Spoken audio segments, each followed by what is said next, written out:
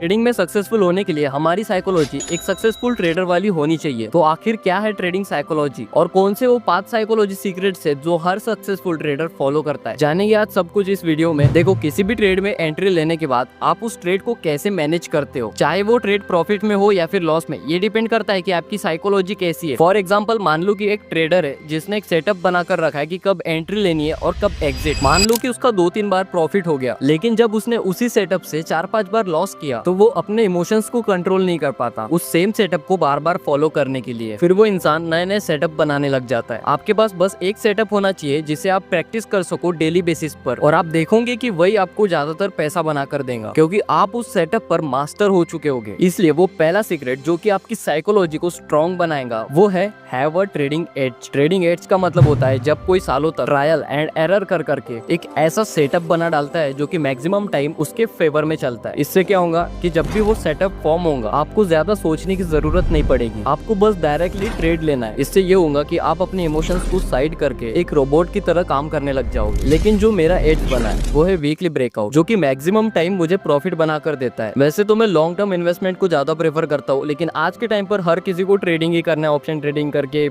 Intraday trading करके, swing trade ले लेके बहुत जल्दी पैसा बनना है ना, लोगों के अंदर भूख बहुत है। अब बात करते हैं दूसरे चीज की जो कि आपकी ट्रेडिंग साइकोलॉजी को खराब करता है, वो है पोजीशन साइजिंग। देखो, एक ट्रेड में कंफर्टेबली बने रहने के लिए आपको उतनी ही क्वांटिटी उठानी चाहिए जितना आप हारने के लिए तैयार हो। अगर आपको उस ट्रेड में लॉस हो जाए तो आप उस लॉस को झेल सको। फॉर एग्जाम्पल, अगर आपने 1 लाख रुपए डाल के ट्रेड लिया और आपके सेटअप के हिसाब से 5% रिस्क है इस ट्रेड में, तो सबसे पहले देखिए कि अगर वो ट्रेड लॉस में गया तो क्या आप 5000 का लॉस बार बार उठा सकते हो, या उस लॉस को आप सिर्फ एक बार उठा सकते हो। तो 1 लाख का कैपिटल बहुत ज्यादा हो जाएगा आपके लिए। देखो, सिंपल सा बताता आपको बस उतने की ही ट्रेड लेनी है जितना आप लॉस कर सकते हो बार बार। और यूजुअली लोगों के साथ में यही होता है, वो पहले तो बड़े क्वांटिटी में बड़ा ट्रेड ले लेते हैं और जब उनका लॉस होता है तब उनकी साइकोलॉजी ट्रेडिंग को लेकर के पूरी तरह से हिल जाती है। एक बहुत ही सक्सेसफुल ट्रेडर है दुनिया में जिनका नाम है रिचर्ड डेनिस, जिन्होंने ट्रेडिंग से ऑलमोस्ट 3000 करोड़ कमाए और उनके 95% जो ट्रेड है वो लॉस में थे। सिर्फ 5% ट्रेड ही थे उनके जो कि प्रॉफिटेबल थे, उसी से उन्होंने 3000 करोड़ कमाए। तीसरी चीज जो कि आपकी ट्रेडिंग साइकोलॉजी खराब करती है वो है अनरियलिस्टिक एक्सपेक्टेशन। कई लोग होते हैं जो अपना जॉब बिजनेस वगैरह छोड़ करके ट्रेडिंग करने लग जाते हैं, तो उनकी एक्सपेक्टेशन पता है क्या होती है कि वो हर रोज प्रॉफिट निकाले मार्केट से, और फिर उसी कारण उनको ओवर ट्रेडिंग की लत लग जाती है। देखिए, अगर आपकी मेंटेलिटी ऐसी रहेगी कि आपको डेली प्रॉफिट निकालना है, तो मैं सीधी भाषा में कह सकता हूँ आपको कि कोई जॉब या फिर बिजनेस कर लो, ये ट्रेडिंग आपके लिए नहीं है। हमारा 4th पॉइंट है मेंटेन अ ट्रेडिंग जर्नल। हमेशा अपने ट्रेड को एक एक्सेल शीट में नोट डाउन करना चाहिए और उसमें सारी चीजें लिखी हुई होनी चाहिए कि आपने कब ट्रेड लिया, कब उसे एग्जिट किया, कितने टाइम पर लिया, कितनी क्वांटिटी में लिया, कितने प्राइस पे लिया, हर एक चीज। इससे आपकी ट्रेडिंग का सारा रिकॉर्ड मेंटेन रहेगा और आप उसे देख करके सीख सकते हो कि आपने गलती कहाँ करी थी जिससे लॉस हुआ। 5th और लास्ट पॉइंट जो कि आपकी ट्रेडिंग साइकोलॉजी को